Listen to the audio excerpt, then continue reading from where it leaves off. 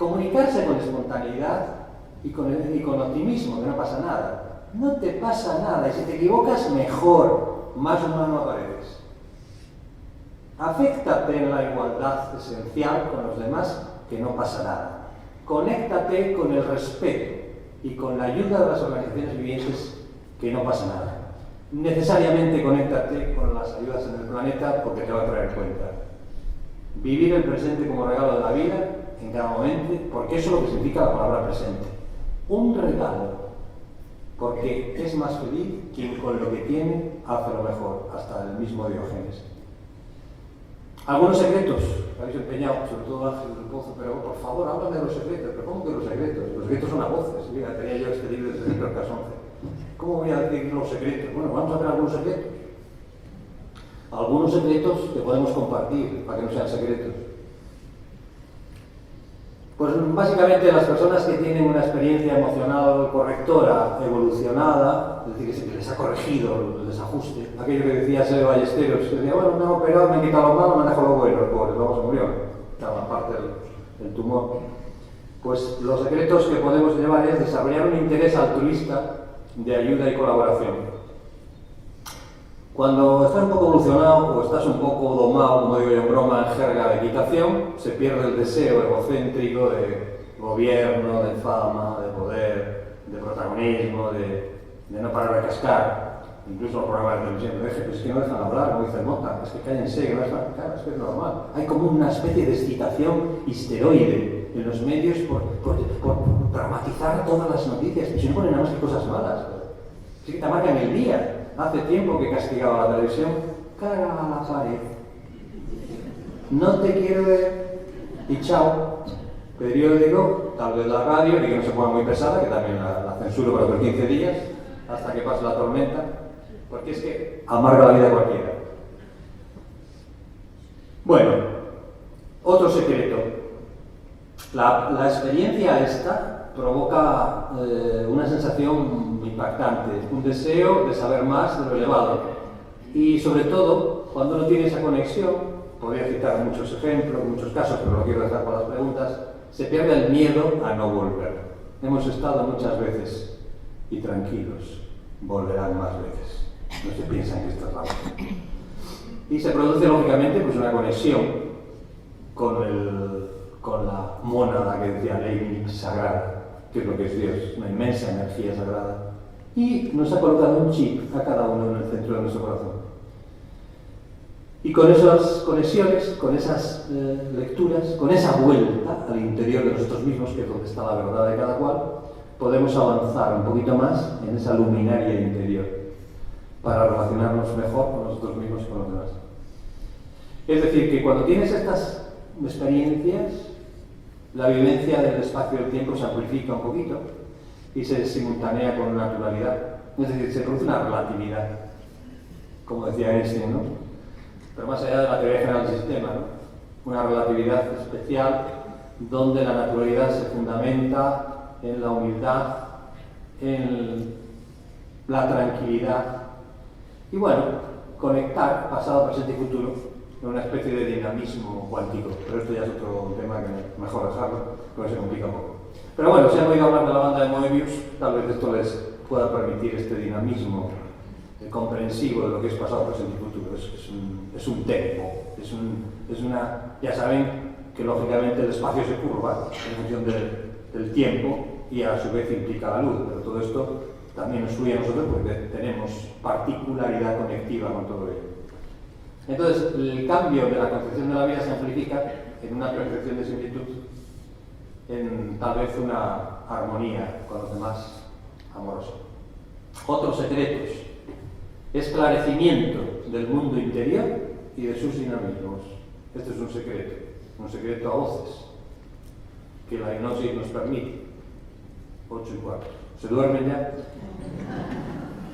Hay un enlace vincular con lo invisible y con los seres, por un lado, con tu ser superior, porque según lo cuántico parece bastante sensato que hay un otro superior, que tenemos un otro más evolucionado, el que a veces nos informa y nos dice, y establecemos pequeñas comunicaciones. revivimos seguramente vidas pasadas en el presente, relativizamos las distintas riquezas, bienes materiales, etc., liberamos el miedo de lo que llamamos muerte, que no es nada más que una experiencia más allá de lo que nuestros dos ojos ven, es una experiencia muy superior a eso.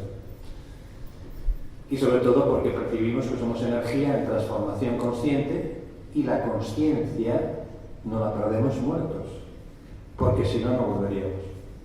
Y así, en esa onda, somos parte del universo.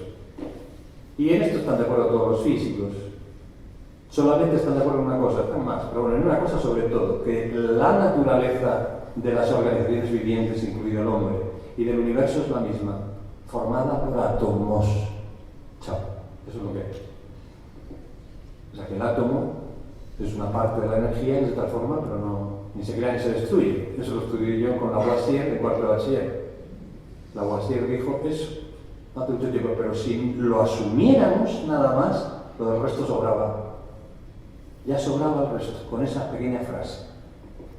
Así que caer en cuenta que hay comunicación, que se puede establecer comunicación con el otro lado, viendo del otro lado, ¿no? Y que desde el otro lado nos ayudan siempre. Más elementos del despertar de conciencia. No sé si estoy aburriendo. Sentimiento del nosotros, como fuerza de unidad conjunta en armonía. Incapacidad de expresar las experiencias con el lenguaje habitual, porque la gente que tiene una movida de estas no da pie ni mano, no sabe cómo encararlo, por eso se calla. Hay muchísima gente que tiene experiencias de este tipo, pero entre la vergüenza y la incapacidad de verbalizar, ¿y cómo imaginas? Tú imagínate que ves a Dios, ¿y cómo lo cuentas? ¡Oh! ¿Y cómo dices que se te ha presentado tú? ¿Y qué dices que llevaba? ¿Y cómo te miraba? ¿Y cuánto duró? ¿Y durante cuánto tiempo te comentó telepáticamente que eras un ganapán? ¿Y que a veces cambiar? Bueno, ¿y? Oye, chaval, ¿tú qué comes? A ti te hace daño las algas como africanas. Entonces imagínense cómo va él de alguna forma a representarles. Es imposible, ¿no? Tiene que ser una fuerza cósmica la que realmente se formalice para poder entender algo de lo que es lo que es. Aquí hay alguna sesión de ese tipo que lo explica bien. Así que bueno, imposibilidad de describir lo que se siente, lo que se contempla y lo que se observa. Imposibilidad de concretar la vivencia del tiempo y del espacio. Darse cuenta que en una hora de sesión se puede contemplar imágenes de una vida entera, incluida la muerte. Que las personas que han pasado por esta experiencia tienen la sensación de pasar por algo impresionante, imborrable y sagrado.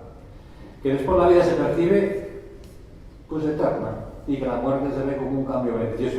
Hay dolor, porque cuando hay enfermedad hay dolor, y te tienen que dar algo al dolor. Y que la muerte pasa a ser un estado luminoso cuando sales del cuerpo ya por fin, porque el problema muchas veces es que no quieres salir. Y entonces pues se produce la paz y la tranquilidad que observamos prácticamente en los decesos. Es decir, lo que decía Kübler-Ross, aquella profesora, aquella psiquiatra tan famosa que tuvo 24 honoris causa, que por fin se produce el vuelo de la mariposa, que abandona el cuerpo, el zurrón inservible de la oruga, hacia una dimensión distinta.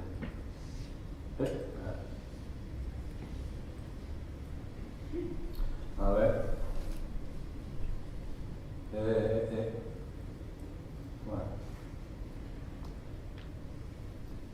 Bueno. No quiere ir para atrás. Debiera, oiga. Bueno, a ver. Vamos a ver si así. Bueno, pues no sé, parece que me he pasado una mejor. Yo creo que esto ha sido el destino. Bueno, luego cuando uno muere, pues influencias que hay que destacar, pues estado de la conciencia, estado emocional que predomina en ese momento, evolución espiritual, creencias, experiencias y idiosincrasias, desarrollo psíquico y espiritual, avance kármico, ya saben lo que es, y expansión de conciencia y conexión con los seres del mundo en un sentimiento de unidad. Y estas, pues algunas ideas para comentar. La mediación con los objetos de las cosas nos proporciona una idea matizada de lo real. Lo tangible y lo real cambia de imagen y de visión. que evitamos mirar más allá con distancia y a lo superior con cierta humildad hacia arriba. Surgen las experiencias y las casualidades, empezamos a entender cómo funcionan, empezamos a entender mejor las coincidencias, los azares, las sinergias, las sincronicidades, los accidentes, las muertes prematuras y contiguas de animales y personas que nos llevan a ser conscientes de los cambios energéticos y percibirnos un mensaje superior. Lecciones necesarias para comprender los planes del universo al que estamos conectados con nuestro ser superior y en nuestro ser superior. Llegar a la comprensión experiencial de que la energía que formamos parte es un reto que precisa experiencia reflexiva, respiratoria, relajante, meditativa y conectiva. Que cuanto más cerca de la luz superior estamos, menos necesidad de palabras para comunicarnos. Y cuanto más cerca de la densidad terrena, más necesidad de concreción. Jesús, de concreción de objetos, de meditación, de palabras y de comprensión. Bueno, y aquí al final os he traído algunos tipos que desde la noche a los tiempos piensan de esta forma, ¿no? Personalidades que comparten este delirio. El delirio este que nosotros llamamos realidad, que para otros es delirio porque se cierran, lógicamente. Y si se cierran mucho, te convierten en su enemigo, porque estás socavando, lógicamente, su argumentación. Pero no pasaría nada por socavar la argumentación de nadie. ¿Qué más da? Si vivimos en el mundo de las realidades, cada uno tiene que escoger la vereda que mejor le interese para su evolución personal. Bueno, pues esto ya lo dijeron Sócrates y Platón. Sócrates, que ya meditaba al lado de un cesto, cabeza abajo.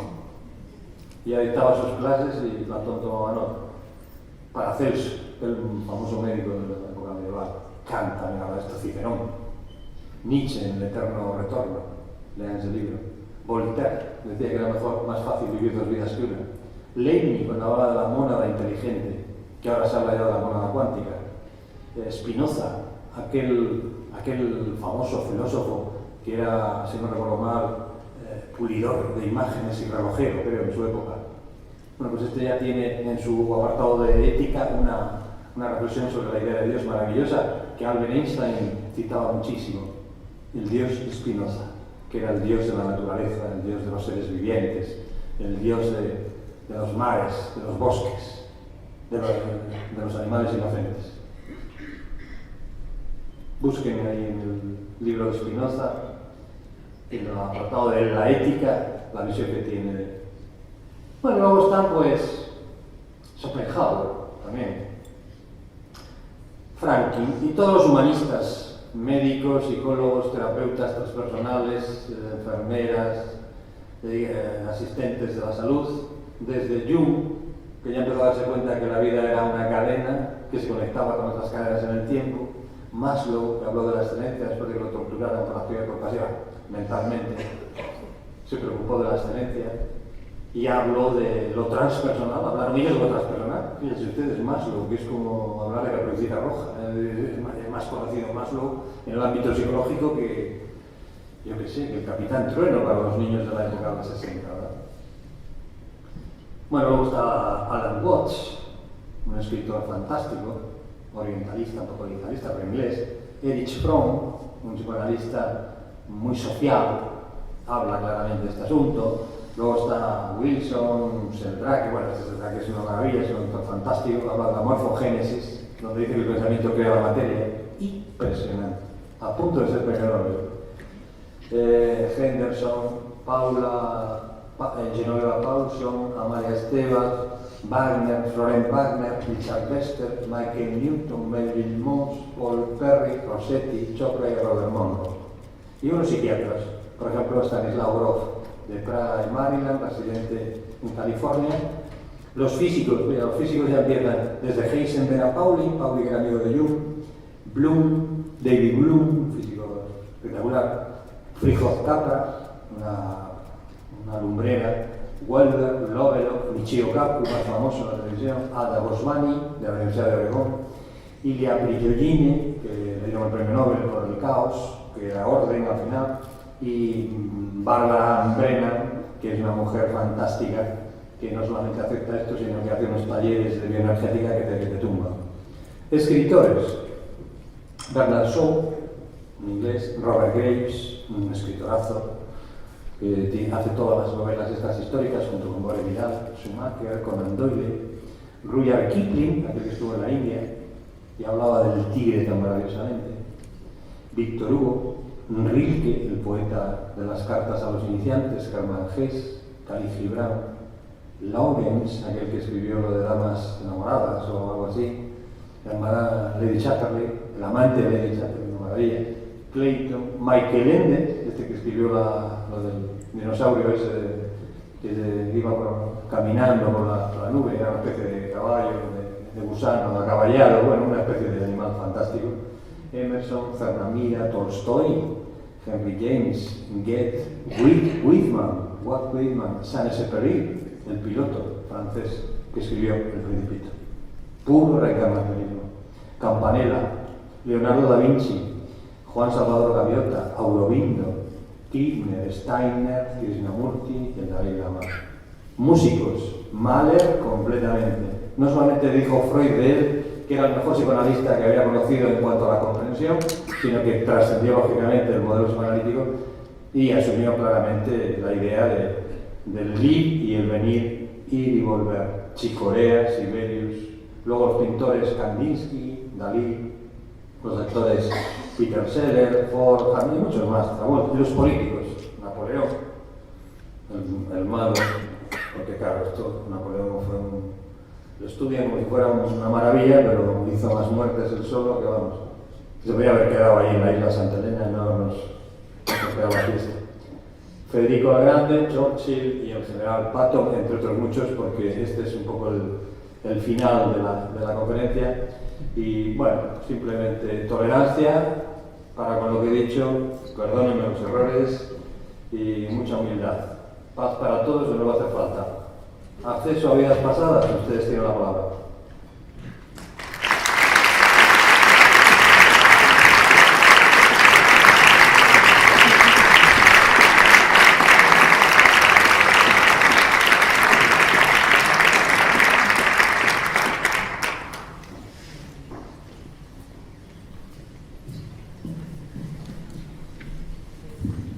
¿Alguien quiere comenzar?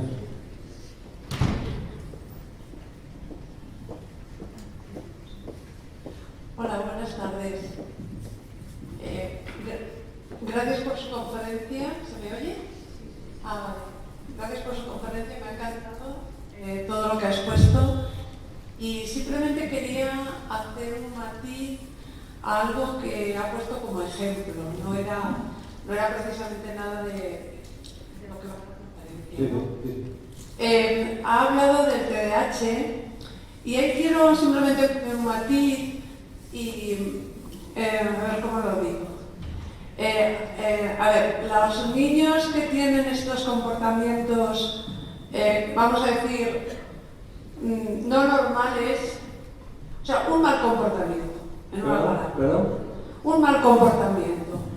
¿Y qué es un mal comportamiento? Bueno, ya es que no vamos a estar toda la tarde. A ver, quiero decir, usted es psicólogo, sabe perfectamente que hoy en día hay niños que tienen un comportamiento que es debido a falta de límites y que no han tenido las normas adecuadas. Bien, correcto. Entonces se comporta de una forma que...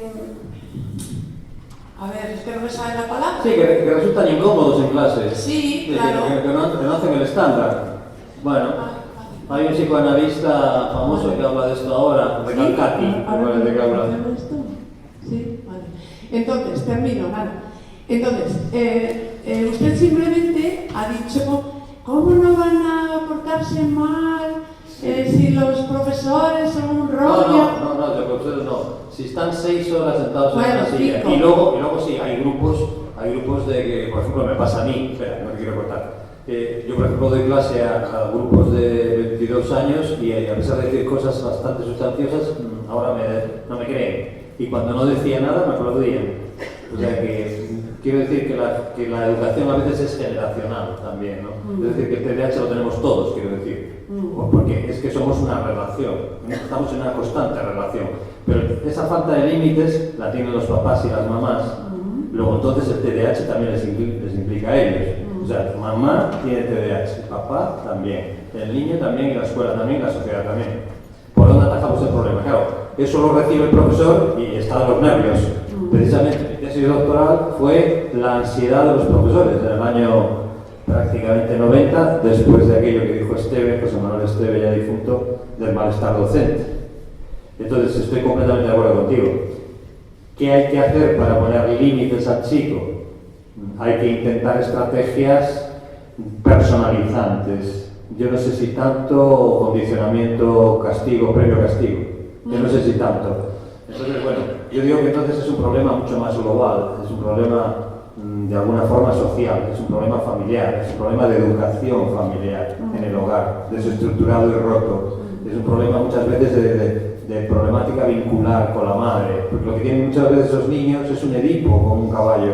O sea, quieren gobernar a la madre, la quieren gobernar, la manejan y la instrumentalizan, y luego llegan a la escuela y montan igual el mismo número. Entonces, muchas veces no es TDAH, es otra cosa. Pero claro, al decir TDAH, eso es lo que quiero decir, no quiero faltar respeto a nadie, menos a los profesores, porque soy del gremio. Lo que quiero decir es que interesa muchísimo poner TDAH, porque ya de paso nos quitamos el problema de lo que significa esforzarnos de verdad en la personalización educativa. Yo creo que la educación, y ya termino, tiene dos patitas. La educación tiene que ser personalizante, y eso cambia radicalmente la vivencia del TDAH en un chico, dándole pequeñas pinceladas, claro, con profesores tutoriales que estén en la clase, que no puede ser todo uno. Un profesor no tiene que haber por lo menos 4 o 5 profesores sustitutos que ayuden a una clase de 20, estoy diciendo. Y por lo tanto, que haga estrategias de contención y de transversalidad y de tareas compartidas y de otras múltiples facetas que se pueden implementar en la clase para que el profesor no se quede. Porque ¿cómo lo paras? Como dices tú, ¿no? ¿Cómo le pones el límite? Y luego, otra cosa muy importante que yo creo que la educación no lo hace es que sea profesionalizante desde la secundaria. Esto no lo dice nadie. Esto es Kiva, esto es Finlandia, esto es Islandia. Es decir, allí se prorratea la educación en módulos y el que es carpintero en la secundaria va funcionando progresivamente hasta que se convierte en un urbanista de primera.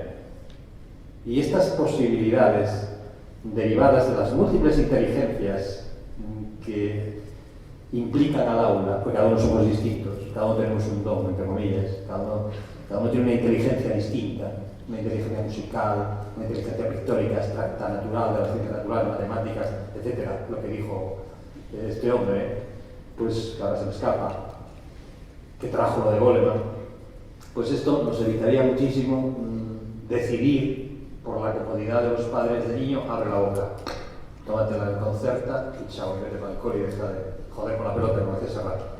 Entonces, estoy de acuerdo contigo, pero hay que buscar medidas que prioricen y pongan a la educación en el lugar que le corresponde.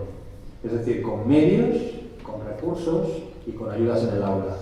Claro, esto es más caro que la píldora, pero claro, ¿quién pierde aquí? Pues los 62.000 millones de dólares que no van a ganar las industrias farmacéuticas. Ese es el kit. Además, lo acaba de publicar, por ejemplo, un amigo conocido, catedrático de la Universidad de Oviedo, que dice, ha sacado un libro ahora mismo, que no recuerdo ahora mismo el nombre, pero lo he estado leyendo, tomando café, donde viene un poco a hablar de este tema. Si me dejas el móvil, pero bueno, lo tengo en el móvil, te diría cuál es, ¿no? Que es una nueva mirada al problema del adolescente. Una nueva mirada. Además, otros muchos problemas, porque vivimos en una sociedad en la que el niño está como muy frágil y está como muy hiperprotegido, que tú has dicho, estoy completamente de acuerdo, y que al final pues, nos vamos a quejar de todo y por todo. Y eso no va a ser bueno. No va a ser bueno porque la sociedad no avanza así. Entonces, la escuela es un gran reto. La educación es el reto del mundo y el reto del futuro. Y hay que dedicarle todo el empeño y los medios económicos posibles. Eso y salud, ineludible. Bueno, tiene cultura, vale. Entonces, bueno, estoy de acuerdo, que no quiero devaluar la función del profesor, porque justamente lo que digo es lo contrario. Lo que digo en mis artículos es que los profesores acabamos hartos de las 120 funciones que tenemos que realizar diariamente para poder llevar a cabo la educación. Estoy de acuerdo con todo lo que has dicho, porque además lo has explicado muy bien. Sí que quería añadir una cosa. ¿Cómo no? No, pero no es para quitarte la razón en nada, simplemente sí. para decir algo más. Sí. Que los padres, cuando llegan los niños y las niñas a tener 6 años, 7 años, ahí es cuando se empiezan a asustar del comportamiento de sus hijos. Y entonces están pero locos porque alguien les diga que su hijo o su hija tiene TDAH, porque ya empiezan a decir, ¿cómo me ha salido el niño así? ¿Pero por qué me ha salido el niño así? Entonces ya le ponen el nombre a eso. Sí. Y entonces no quieren reconocer que desde que ese niño o esa niña nació, le deberían de haber empezado a poner límites y a darle normas. O sea, que estoy completamente de acuerdo. Y luego también quería añadir que el señor que inventó el TDAH, que fue un americano, sí, antes de morir, dijo que antes de morir confesó que con las farmacéuticas había inventado esa enfermedad y que lo curan, o sea, les duerme con una especie, son como las anfetaminas, más o menos, que le han cambiado un poquito el nombre. Vale, muchas gracias. Que sí, totalmente de acuerdo, estoy de acuerdo contigo que es así. Por eso es que además ahora las publicaciones que se hacen es que no hay indicadores biológicos, sobre todo a partir de... pero claro, es cómodo, Es cómodo el TDAH porque la madre ya se desvincula y no tienes TDAH, chao, pues ya, chavalín, búscate la vida. Y en el colegio también, entonces bueno, pues el chiquillo pues necesita entonces romper más moldes. Y además luego te los encuentras en la Facultad de Educación. Es que a mí me dijeron que tenía TDAH y se le caen las lágrimas a un chaval de 22 años. Entonces bueno, yo creo que debemos evitar o tener muchísimo cuidado, no ofenderlo primero. Yo pido disculpas por todo lo que he dicho ya de entrada. Asuélvanme, por favor, porque esto que he dicho seguramente que dentro de 4 años, para que sea científico, todo cambia y va a ser el mejor, pero que claramente ocurre que no vamos a poder dar imagen de realidad porque es muy cambiable y porque, lógicamente, pues los chicos cambian y claramente pues no vamos a poder responderles a los niveles de exigencia que ellos tienen. Pero sí es cierto que lo que tú dices, la necesidad de límites va a misa. Es decir, es necesario decir no. Esto no puede ser y de por aquí no vas a poder pasar porque no puedes y ya está. Y haz lo que quieras ahora, tírate por el balcón, ya te abro yo la ventana, que es un primero, no te vas a matar, y al rebote te voy a coger. Quiero decir, un poquito de humor, ¿no? Entonces, bueno, sí, ese es el problema educativo es un problema muy serio. Entonces, a ver si el ministro acaba ya de darse cuenta de que las aulas, que no se puede quitar a tantos profesores de la enseñanza secundaria, porque están reventados. Dar clases es una cosa complicadísima. O sea, no creáis que es fácil. Porque es que hay mucha pluralidad de inteligencias en el aula. Y tienes que estar, lógicamente, haciendo como una atomización de conocimientos para cada persona. Pero uno solo no puede cuando tenga 100. Y hay grupos de 100 que tengo este año. En la Universidad de Cabo. De manera. O sea que, bueno, pues, ánimo y optimismo, compañero. Buenas tardes. Bueno, primero quisiera felicitarle, me ha encantado la perspectiva que nos ha dado desde el ámbito más académico e de investigación, porque a veces queda un poco, en algunos ámbitos, un poco deslavado todo esto y parece que es fruto de la invención de 3 sábados. Me ha encantado cómo ha sido la exposición exactamente y cómo ha sido cómo desde diferentes ámbitos se está investigando en este sentido. Me refiero a ámbitos académicos. Me preocupa mucho, a mí también, el tema de los niños. En concreto, todos estos niños que vamos a llamar, me he puesto la palabra intuición, de estos niños que tienen la intuición de que ven otros niños invisibles, niños pequeños, luego ya de mayor ya se dan cuenta de que por las ofensas que reciben deben mejor callar. Pero hasta la edad de 6-7 años son generalmente más abiertos y sí que hablan de niños que ven o de cosas que han visto o de abuelos que están en el pasillo, en este sentido. ¿Cómo hay que proteger a estos niños cuando además las familias tampoco lo ven claro? Sí. ¿Cómo hay que actuar con ellos cuando los que a lo mejor entendemos un poco lo que puede estar pasando? ¿Cómo se les protege en definitiva? ¿Y cómo se les potencia para que ellos no tengan la sensación de que, bueno, pues que están locos, que es lo que al final la sensación que tienen es que los demás llaman locos o pirados o este tipo de cosas? Nada que ver. Son niños muy sensibles. Son niños muy sensibles que tienen una inteligencia emocional y visual superior. Y precisamente como no tienen la cabeza todavía cerrada de herramientas racionalistas, pues pueden percibir cosas que los adultos no nos permitimos ver, por ejemplo. Entonces, bueno, de entrada, siguiendo a la compañera, no medicarles, ya lo dije en el programa aquel, y se me echaron encima. De entrada, porque claro, hay el famoso caso que sacaron en aquel programa televisivo del niño Cameron de la UNAI, que se levanta un día por la mañana de 5 años y dice a la madre: mamá, que tú no eres mi madre. La madre loca perdida, claro. Entró en una especie de pánico. Imagínate que se levanta un chiquillo tuyo por la mañana y dice que tú no eres mi padre, que tú no eres mi madre. Niño, ¿qué has tomado, hijo? ¿Qué has tomado? ¿Qué te ha pasado? Mi padre es esto, es lo otro, hace esto, hace el otro, viaja así, viaja al lado, va en avioneta. Bueno, pues lo visitó, dijo la madre: bueno, vamos a llevarte al psiquiatra, a ver qué dice. Lo visitó Jim Tarker, que era alumno de Stevenson, y justamente, y bueno, pues vamos a llevarle al sitio, vamos a ver si en el sitio pinta lo que dice este chaval. Y evidentemente el niño no solamente reconoció la casa, el lugar, las habitaciones, la puerta secreta, tal, y empezó a describir con pelos y señales la familia anterior en la que había vivido en la vida anterior.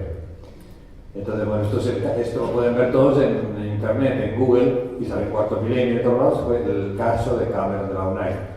Cuando los niños tienen esta capacidad, lo que hay que hacer es calma y tranquilidad, como si estuvieran contando una anécdota. No darle mayor importancia, vale, muy bien. Si se pone muy pesado, bueno, está bien. Sin darle mucho drama. Por supuesto, no medicarles y seguramente con el tiempo lo van a integrar de una manera tan natural que no van a necesitar negarlo, ni afirmarlo, ni decir, ni dar la bata acerca de lo que están viendo, porque lo están integrando de forma natural. Es como si fuera un sueño. Entonces, lo ven desde mi punto de vista. Desde el punto de vista de los adultos, calma, no se alarmen, porque el problema muchas veces lo tienen los adultos. Es como cuando la niña tiene un brote psicótico en casa. La niña de 25 años se pone psicótica y entra con un ataque de locura, se desviste, se queda totalmente desnuda y le dice a su padre que es guapísimo, que le gustaría tener un novio como él, y lo acaricia, y el padre entra en una especie de pavor histriónico y ya no sabe quién de los dos está peor. Y que Pichón Rivière decía, bueno, un psiquiatra argentino muy inteligente, decía, bueno, mediquen a la familia, dejen a la chica la trato yo. La trato terapéuticamente, ¿no? Quiero decir, ¿no? Entonces, bueno, que cuando hay un sujeto supuestamente emergente, psicóticamente hablando, desestabilizadamente, lo que hay que hacer es tratar a esa persona. Pero si la familia necesita ayuda, hay que darle una contención a la familia también. Porque el mayor problema tenía era el padre, no podía soportar la situación. El padre echaba a correr, se le dio a correr por la ciudad. ¿Pero qué le pasa al padre? El loco es el padre al final. ¿No? Bueno, pues lleve usted a la chica al psiquiatra, llévela al psicólogo, denla una medicación, o denla un tratamiento que con 5 sesiones se le pasa. Con una sesión diaria de hora y media, ese brote remite. No hace falta llevarle a la séptima. La séptima porque es normalmente el lugar donde todas las ciudades colocan a esas personas que dicen hablar con los del otro lado, ¿no? Bueno, en este caso era una cuestión de otro tipo, la que estoy relatando, pero bueno, básicamente era una pequeña enajenación emocional acerca de los vínculos familiares, que no tuvo la mayor importancia, se resolvió enseguida. Pero claro, hay que permitir un poquito de normalidad también hasta las manifestaciones más pintorescas, ¿no? Es lo que yo creo. Los niños entonces, déjenles tranquilos, dejen que narren sus historias y no les penalicen. Ahora, si te moviliza a ti, trátate tú. Y de cara a los demás chavales que están oyendo esto, eso ya es más complicado.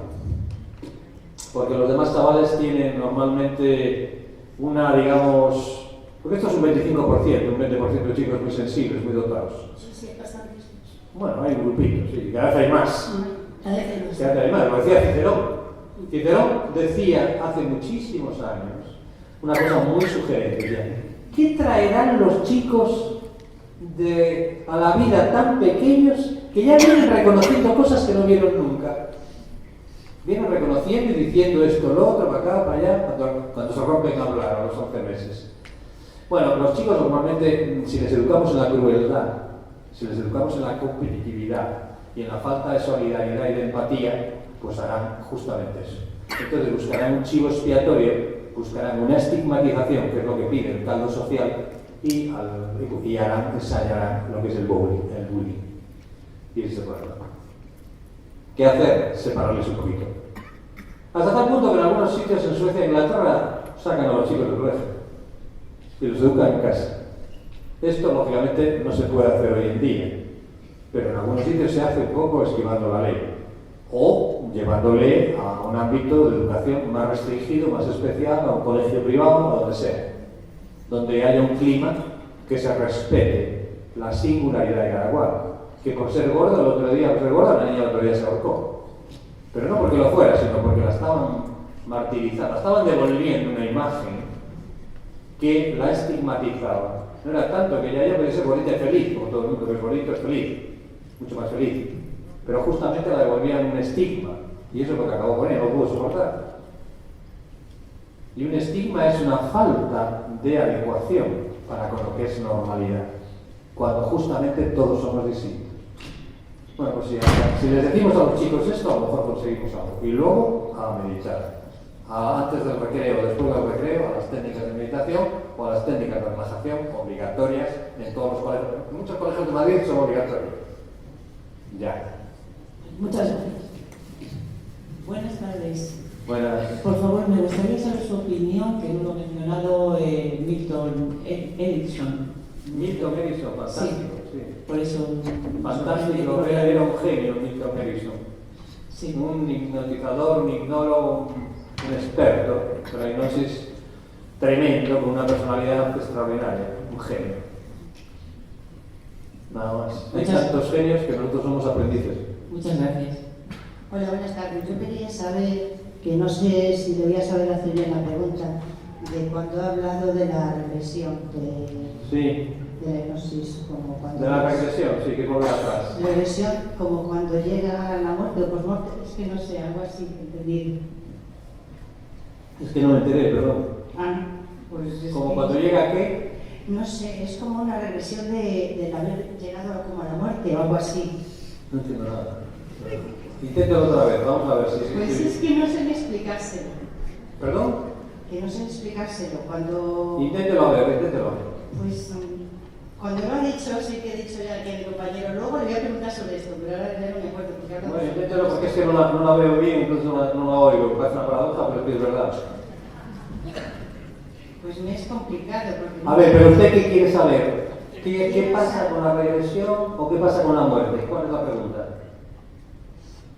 Pues es como que yo he entendido, pues cuando hay una hipnosis y llegas como a ver Sí. la muerte y vuelves, o sea, no sé cómo. Sí, eso se llama, claro, ahora ya te entiendo, perdóname. Sí, eso se llama experiencia de casi muerte. Esa. ECM. Esa. ECM. ¿Me lo puedes explicar, por favor? Sí, eso es muy fácil. Esto es una cosa muy sencilla. Mira, vas paseando con el perro por el jardín o por el parque y de repente te pega un aciburrio, caes patas arriba, te llevan a la UBI, te tienen allí unos días y resulta que te hacen una operación y bueno, una isquemia, esto, una hemorragia, un regué, un infarto, cualquier patología con muerte clínica aparente. Y entonces la sorpresa radica en que estos señores parece ser que con la paralización del cerebro son capaces y todo de describir acontecimientos y de repetir comentarios del personal sanitario y de detalles anecdóticos. Por ejemplo, un señor perdió la dentadura en un trance de estos, en un episodio de estos, y entonces a la enfermera de turno, cuando llegó el día que llegó, le dijo: señorita, vaya devolviéndome la dentadura. que ella fue la que fue y vino y le atendió la primera vez, pero luego tuvo 4 días de permiso y cuando volvió, claro, el resto ¿y cómo sabe usted que está malo? Porque usted estaba completamente down, como dicen en inglés, estaba usted prácticamente muerto, ¿no? Pues sí, lo vi porque tal, y además usted dijo y tal. Claro, esto parece que es anecdótico, pero claro, hay experiencias ya muy claras donde relatan detalles de aparatos tecnológicos con suma precisión, por ejemplo, si le hacen una trepanación, etcétera, etcétera. Y hay casos extraordinariamente lúcidos de este tipo. Por ejemplo, uno, lo pueden mirar en Google si quieren, es el de una ciega de nacimiento que se llama Vicky Noratuk. Ponen ustedes Vicky Noratuk y entonces verán ahí lo que pasa. Esta chica tuvo una muerte de este tipo, una muerte clínica, y claro, cuando fueron los médicos a ver cómo ya salió del asunto, ¿verdad? Y entonces empezó a relatar por activa y por pasiva todos los episodios que había visto, etcétera. Pero pásmense, relató por primera vez el color de su pelo, que no le había visto nunca. Relató la ropa de los cirujanos, relató los instrumentos de tal, relató el anillo de casada que llevaba, relató, o sea, detalló tantas cosas siendo ciega de nacimiento que los médicos se quedaron colapsados, no dieron crédito a esto. Bueno, esto son par de casos aislados. Bueno, pues parece ser, según las investigaciones de Assay, en un hospital de Holanda, del doctor Pim van Lommel, que parece de risa, pero es un tipo brillante donde los haya, que tiene un libro maravilloso que acaba de escribir. Este señor dice que por lo menos el 20% de las muertes clínicas de estos pacientes son lo que se denomina experiencias de casi muerte. Entonces relatan el túnel, relatan todo este tipo de cosas, claro, y explican todo este tipo de cuestiones que para ellos son como alucinatorias, ¿verdad? Y hay algunos que dicen, no, es que es una especie de hipotosia, es decir, un bajo nivel de oxígeno en el cerebro y entonces a todos les pasa lo mismo. No, pero es que todos no ven lo mismo. Entonces, como solo es un 20%, grosso modo, el que capta eso, si fuera una ley general de que el cerebro entra en hipoxia, pues entonces todos verían lo mismo, porque no ven nada con 20%. ¿Se dan cuenta el argumento, no?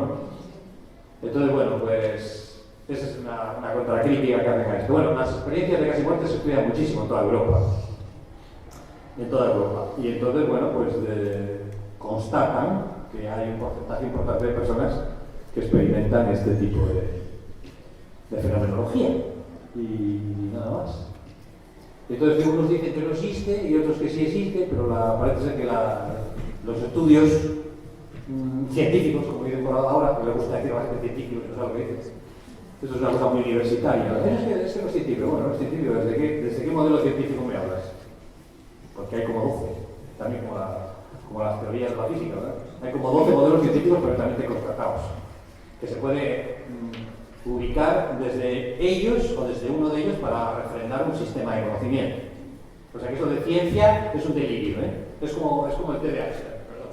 Es como decir, ¿cómo va a haber una ciencia? Tenemos que hablar de las ciencias, porque no es lo mismo la veterinaria que la oceanografía, que la paleontología, que la patología. Cada uno tendrá unas disciplinas, unas metodologías y unos constructos semánticos para dar datos de esa realidad. Porque no por estudiar a los mamíferos vamos a utilizar las tecnologías para estudiar al delfín y al canguro, y son mamíferos, ¿se dan cuenta?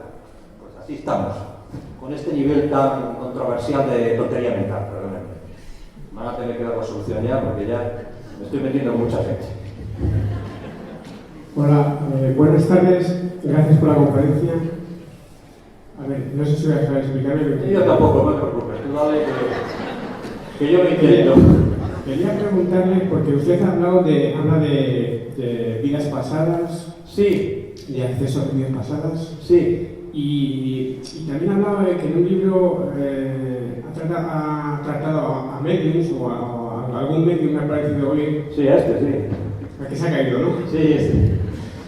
Pues, claro, no sé si conoce usted el espiritismo de Allan Kardec. Sí. Y entonces, claro, Impresionante. desde ese punto de vista parece ser que los muertos están más presentes de lo que yo creo que casi todos queremos. ¿Está, perdón? Están más presentes de lo que yo creo que casi todos queremos. Bueno, si fuera inglés le diría yes indeed. Sí, completamente de acuerdo. Y entonces quería pues, saber su opinión sobre ese otro mundo paralelo en el que hay, que supuestamente además nos influye tanto. Por ejemplo, antes ha salido aquí lo del TDAH, ¿no? También podría ser que esa gente que no vemos, esos muertos, ¿no? Sí. Estén influyendo a lo mejor en esos niños y se esté intentando tratar algo que... Muy interesante, sí. Entonces, pues eso, solo quería saber su opinión sobre Vamos a ello porque es muchas gracias. Muy sugerente la pregunta como todas. Vamos a ver si la respuesta llega a nivel. Yo creo que hay una cosa muy interesante y es que los cuadros psicopatológicos serios, raros, extraños, podría hablarse de, digamos, emergencias o convergencias informacionales que le hacen distorsionar la vida de algunos sujetos. Me explico, ¿verdad? Es decir, que se podría entender cómo algunas patologías psíquicas están influidas por algunos, digamos, por algunas contaminaciones, por lo menos informacionales, o por lo menos, por ejemplo, algunos paranoicos, supuestamente esquizofrénicos o esquizofrénicos, podríamos pensar que tienen como una confusión del arriba y el abajo, una confusión de distintos contenidos o de distintas experiencias o de distintas personas que les persiguen, que están, que no están. A lo mejor posiblemente habría algún tipo de falta de filtración de este tipo de secuencias, ¿no? Eso por ahí. Entonces sí, estoy de acuerdo. Y lo segundo, lo primero, creo, lo de Alan Kardec, pues a mí me parece que tiene un par de libros fantásticos. Hombre, hay algunas cosas que son un poco crueles, pero son muy sugerentes. Entonces, la pregunta que subyace a ese primer planteamiento es la siguiente. Bueno, y me estáis grabando, vaya lío en el que me estoy metiendo. No, madre. ¿Sí? Bueno. Bueno, pues a la hoguera. A la hoguera, voy a tomar un poco de agua porque... Bueno, sí, yo... Por favor, no lo grabes esto, dale un no. Sí, parece ser que las personas que tienen esta sensibilidad especial dicen que los muertos no están en los cementerios, sino que los muertos están en las casas de sus familiares. ¿Cómo? Lógicamente en una dimensión no física, no de cuerpo presente, sino de cuerpo vibracional. Es decir, hay digamos, una referencia cuántica o una referencia vibracional monádica de algún tipo, donde se permiten presentar. Se permite presentar a un nivel. Y más diría, si nosotros viéramos, y algunas veces hay algunas personas que han podido ver esto, a una persona muerta, seguramente nos moriríamos del susto.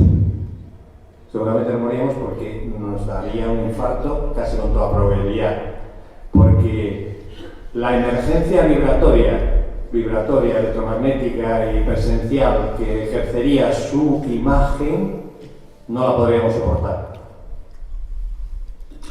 Pero parece ser, según las personas dotadas, parece ser que las personas que han muerto están cerca de sus familiares. No se les ve, lógicamente, estaríamos en el delirio. En el delirio no, en una, digamos, ruptura de la percepción de lo real. Y parece ser que hay una presencia expresa en bolas luminosas, en vórtices de energía, en movimientos de objetos, en ruptura de elementos también accidentalmente, etc. Entonces parece ser que hay algunas medium como la que trabajó el profesor de la Universidad de Harvard, si no me equivoco, digamos el que he nombrado antes, Richard Schwartz. Richard Schwartz. Eso, no sé si te contesto a estas dos preguntas. Sí. He intentado contestarte, no sé si te he contestado. Ah, es que no te oía. Ya estoy en el delirio otra vez. Vale, gracias. Sí, yo creo que según lo que dicen es eso. Vamos por otro nombre. Pero claro, somos informantes, ¿eh?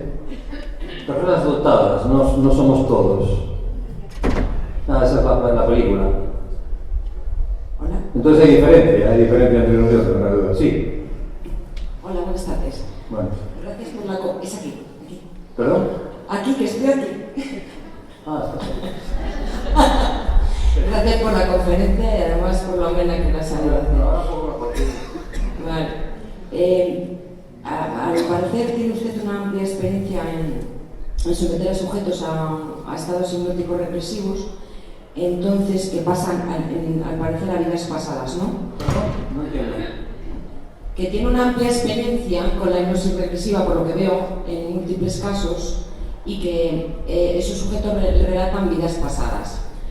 Esos sujetos que relatan otras vidas pasadas, me imagino que también pasarán por un estadio intermedio, que es el Perdón, es que no entiendo bien, hay como resonancia y yo estoy un poco sordo. A ver, dígame otra vez. A ver, vamos a cambiar el micro aquí.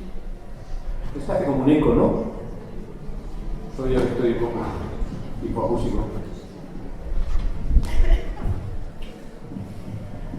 Bueno, le comentaba que los sujetos que usted ha sometido a hipnosis regresiva, que veo que han sido muchos... Sí, a la relajación, que tampoco es para tanto. Bueno, sí, una relajación, ¿no? Y relatan vidas pasadas, me imagino que también relatarán estadios intermedios entre vida y vida. Sí. ¿Qué relatan de esos planos cuando se está entre vida y vida? ¿Qué sucede allí? ¿Cómo son? ¿Qué relatan? No, me río porque esa es la transparencia que no lo hemos visto, yo creo. A ver, vamos a ver. ¿Qué relatan? Entre vida y vida, ¿no? Claro, es eso, claro. Eso es una temática que trata muy bien un señor que se llama Michael Newton. El espacio entre vidas. Y muy interesante lo que dice. Ahora quiero centrarme un poquito en ese aspecto para no dejarme llevar por la creatividad y a ver si me centro un poquito en esto. Entonces aquí. Entonces, bueno, relatan las experiencias que influyen entre vidas, ¿no? ¿Es esta la pregunta? No, esta diapositiva sí que la pasó antes y yo creo que es cómo te encontrarás luego dependiendo del estado en que te afrontes la muerte, del miedo y no sé qué. No, pero yo me refiero a si alguno de esos pacientes ha relatado cómo es ese plano, o sea, cómo se sienten allí o qué se hace allí o con quién se encuentra allí. Ya. Bueno, pues es complicado esa pregunta, responderla es complicada. Tendría que echar mano de algunas sesiones, pero nos llevaría pues casi un trabajo más de taller, un trabajo más de revisar este tipo de cosas a la luz de los informantes, ¿no? Por ejemplo, en este libro, la página 161, habla un poquito de esto. ¿Qué te puedo decir? Pues te puedo decir que, bueno, que parece ser que todo tiene un orden, que el mundo cabe una pila de veces sin ningún problema, pero no es la naturaleza física del mundo tal cual el que realmente entra en esta dimensión, sino que es una materia adecuada para esta conexión sinérgica y que, bueno, básicamente se trataría de un mundo de energía que podría ser de esta manera. Me dice este chico que se llama Miguel David Guevara Espinar, psicólogo, instructor de factores humanos en Adventia, coordinador y profesor de psicología clínica, de terapia de grupo y psicodrama, psicoterapeuta humanista y con muchos avances en la investigación de todos los lados. En una de las sesiones del año, te digo, 2010, decía lo siguiente, una parte de ella que trato de dar respuesta a tu pregunta. Dice: mi cuerpo no aguantaría este tipo de experiencia, por eso se resiente y ahora sufre y parece como si se rompiera, no está hecho para eso. Está hablando de cómo se siente en el trance. Ninguna materia existe aquí, pero existe una identidad para entender realmente estos niveles que estoy viendo. Dice ahora una cosa muy sugerente para entender lo que hay en el otro lado, ¿no? Dice: imagina una luz sin grado. Anoten. Sin foco ni dirección, un flash continuo y permanente que naciera del todo, del norte, del sur, del este y del oeste, de lo más profundo, de lo más profundo, elevado y distante, que al mirarlo no se podría pestañear. Ni siquiera una luz gigantesca así sería lo que es esto. Eso sería pequeño. La imagen que vislumbra es guapa, ¿eh? Es un flashazo que te pone los pelos de punta y encima que no te hace daño. Y que desprende una naturaleza muy cálida. Y otro ideal así de lo que es esto de salir del pueblo. Pero todavía esta dice que sale 3 o 4 veces, le da vueltas a la Tierra 17 veces. Pero bueno, eso ya no vamos a meter ahí porque lo estáis grabando y la voy a tener corta y a la larga. Me la van a preparar seguro. Porque van a decir que no es científico, que no sé qué. Pero yo simplemente, para que se aclaren, soy notario, tomo nota de las experiencias de mis informantes que están sanos como peras. Son chicos que triunfan totalmente en el ámbito vital. No tienen patologías, ni tienen ningún tipo de desajuste. Simplemente se interesaron. Oye, me han dicho que haces relajación, sí, y me haces, vente, 15 años. Bueno, me salieron canas, ¿qué voy a hacer? Bueno, creo que te he contestado, y si no, pues en otro momento tal vez esté más reducido. Muchas gracias. Un fuerte aplauso.